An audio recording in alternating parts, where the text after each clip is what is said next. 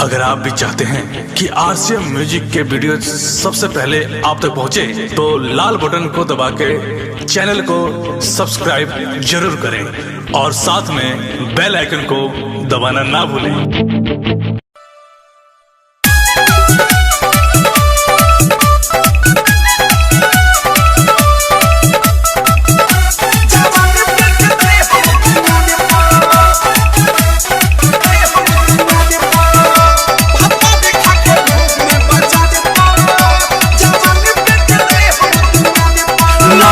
महीना से छाने के बेचनी नई हर के चौक पर विदा करा के ले जाई है तब रहब न भतक बउक पर।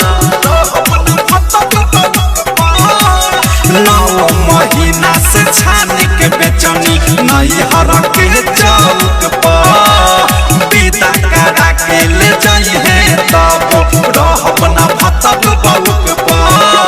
ससुर के लोगावा नहीं है भोगावा 500 चाहे 1000 पापा देखा के घूमे बाजार जवानी बेच दे हम दुआर पर। पापा देखा के घूमे बाजार जवानी बेच दे हम दुआर पर। जवानी बेच दे हम दुआर पर। जवानी बेच दे हम दुआर पर।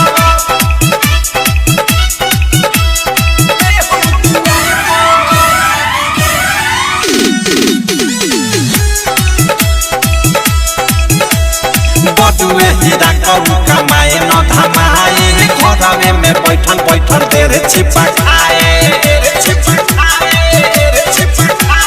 बटुए हीरा कहू कमाए न धमाए घरवे में बैठल बैठल देर छिपा खाए। मेहर पशुआ हुए खाली मेहरा सनम ढीले गगने के बेरी से रोवे खजानावा पलंग ना कह पोहिले।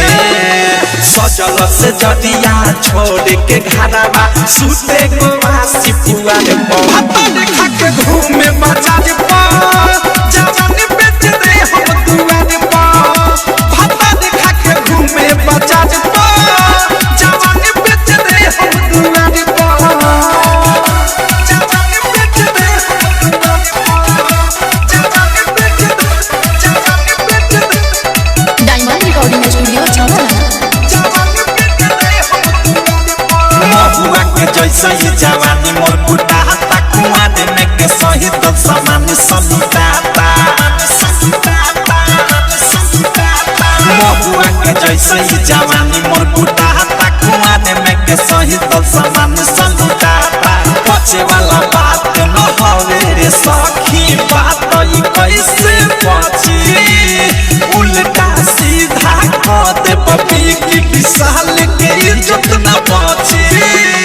अवधि सब प्रेमी अनुराग बदसा नरेश हो यही विचार पापा देखा के घूमे बाजार पर जवानी बेच दे हम दुआर पर। पापा देखा के घूमे बाजार पर जवानी बेच दे हम दुआर पर। 9 महीना से छाने के बेचनी नई हर के चौक पर विदा करा के ले जाई है तब रहब न भतक बउक पर। ससुर के लोगावा नहीं है भोगावा 500 चाहे 1000 पर। देखा के घूमे बाजार पर